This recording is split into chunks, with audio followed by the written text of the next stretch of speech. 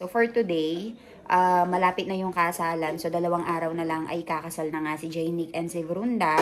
So kami dito, lahat ng mga kamag-anak ay busy-busy na talaga pagdating sa pagpapaganda. So today is what they call PT. So ngayon ay nakakulay yellow kami, nakakulay yellow ang baby Ivan ko. Samahan nyo ako mag-ready for our PT. We have here Manisa Masi. Hi Karo Masi. Hi. So ayan, naka-ready na tayo and we'll do our hair and makeup now.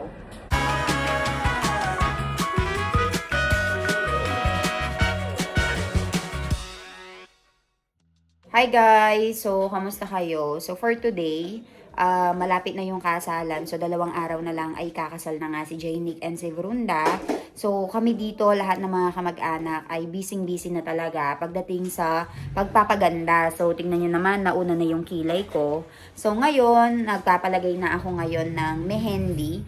So, yung mehendi ay yung artwork sa kamay. So, papakita ko sa inyo kung gaano kaganda yung design nila. Look at my baby, Ivan. Good morning, Ivan. So, ayan, no, 9:36 na. Nagising nga siya ulit. Nagising siya ng 7:30, tapos 9:36 siya nagising. Nagising siya ng 7:30. So, natulog siya ulit. Ngayon, nagising ulit ng 9:36. And ito na yung aking mehendi. Diba, ang ganda. So, it will take you 4 to 5 days bago maalis yan. So, magiging okay siya ng 3-4 na araw. Pang 5 araw, maaalis na. Mami, tamaro batay na? Bataw. Masta siya. Najik to tay, masta. Lal tay giyo. Kali mo kayo dito na, Tamara? Jo.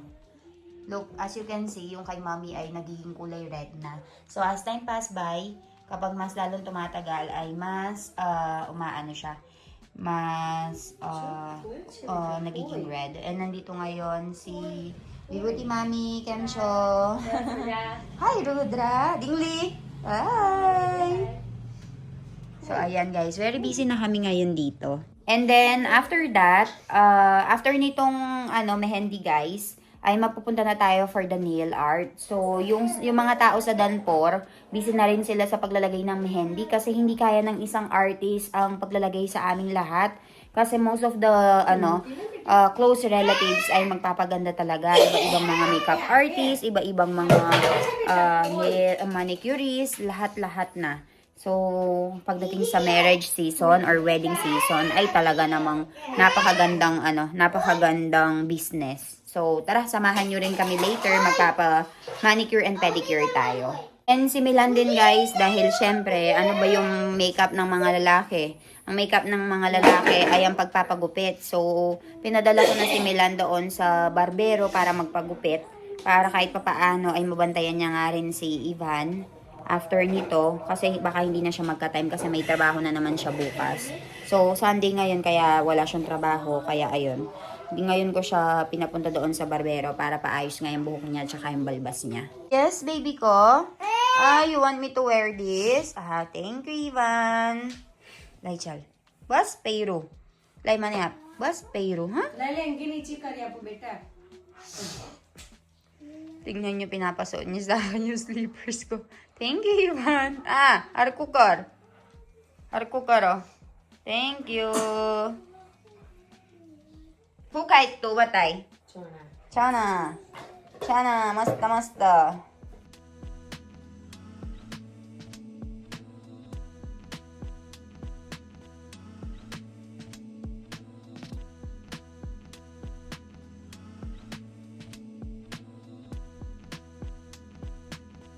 Guys, nakaupo ako ngayon dito sa may dining table and nagtatrabaho lang ako ng konti and at the same time, inaalis ko itong mga itong mehendi kasi natuyo na siya and look at my mehendi guys. Actually, hindi niyo siya ma-appreciate ngayon gawa ng walang masyadong lighting dito pero papapicture ko kay Milan kapag medyo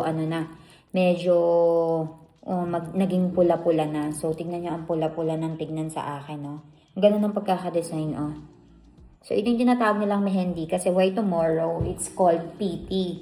So, mag-umpisa na tayong mag-gown tomorrow tsaka sa kinabukasan sa mismong kasalan. So, usually, itong mehendi na ganito ay at least 3 days bago yung kasal ay nagpapagawa na sila.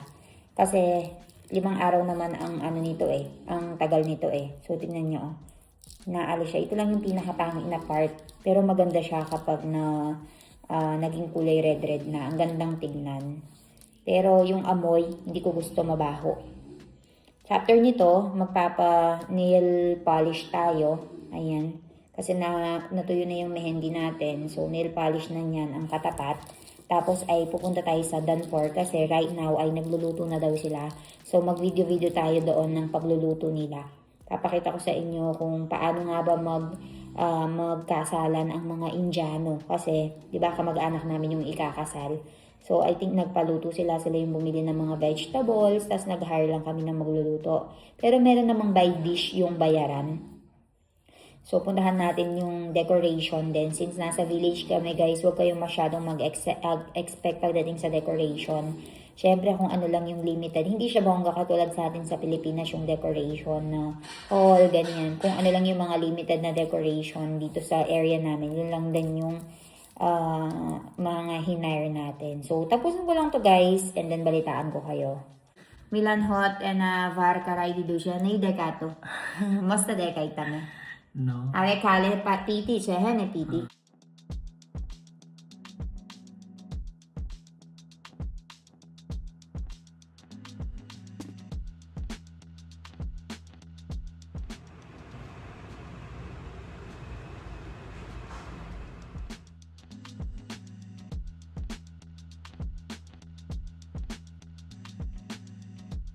Hi guys! So, ngayong araw, ito na yung mismong PT or ngayon mag-uumpisa yung 2 araw na pagsa-celebrate natin ng kasal ni Jaynick. So, si Mami, nagpunta siya kagabi doon sa Danfor para doon nga matulog. And right now, I'm taking care of baby Ivan.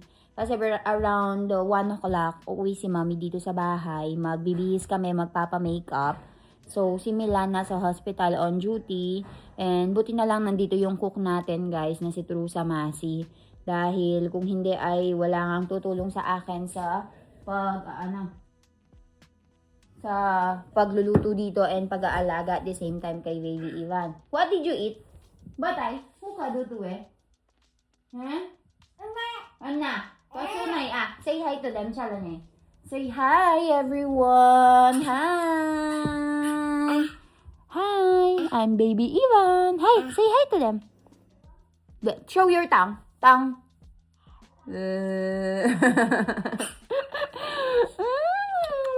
It's just me and baby Ivan right now. Say hi to them. Ivan. Eyes batay. Eyes, nose batay. Hair batay, hair. Ivan na hair kay siya. Very good. Ivan na moro kay siya, moro. Very good. Ivane hands. Very good. Ivane can. Ears. Very good. Ngayon guys, inaantok na si baby Ivan. Papatulugin lang natin para around 1 o'clock ay hindi siya magberat ang tawag doon. Mag-iyak-iyak. Kasi 1 o'clock papa-makeup tayo. So hanggang I think 4 o'clock yung garashanti, yung PT itself. So, we have 3-4 hours para mag-photoshoot. And meron nga nagbigay sa akin ng set para i-promote nga. So, isa pa yun sa aalahanin ko, guys. Isa pa yun sa kailangan kong i-advance na isipin kung ano yung sasabihin ko dun sa set na binigay and sa bangles na binigay sa akin. So, ayun, bantayan ko muna si Ivan dito and then balitaan ko kayo. Mukide. Wow!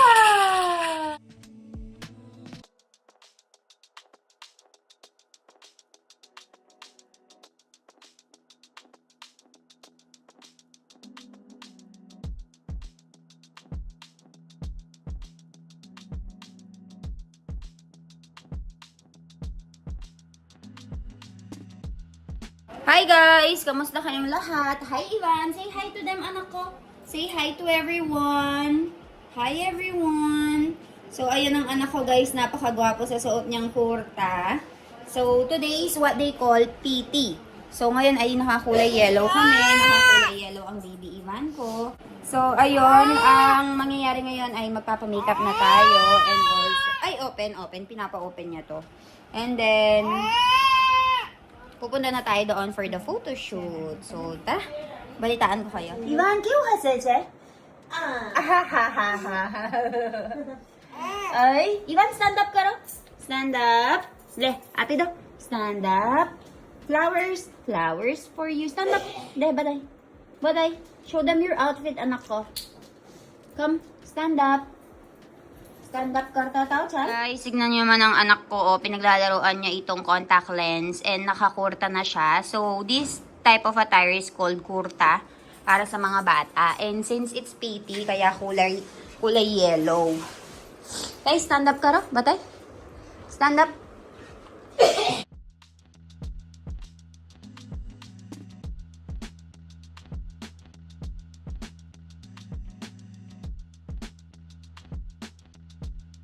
Guys, tara samahan nyo ako mag-ready for our PT. We have here Manisa Masi. Hi, Karo Masi. Hi.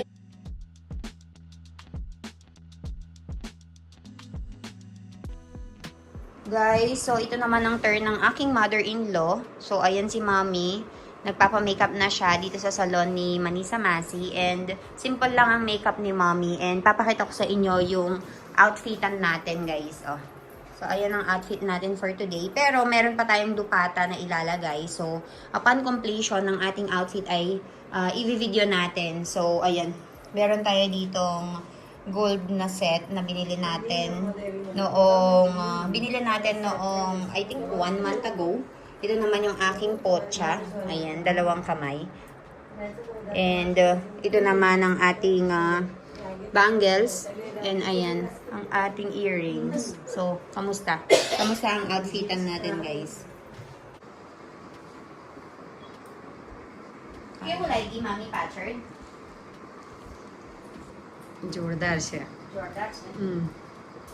બહુ જ મસ્ત લાગે છે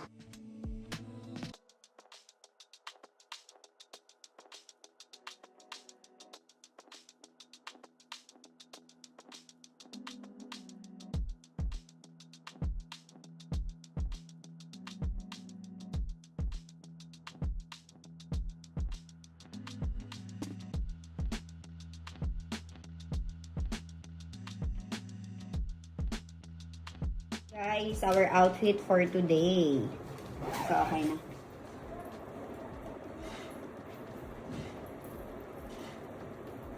Ready.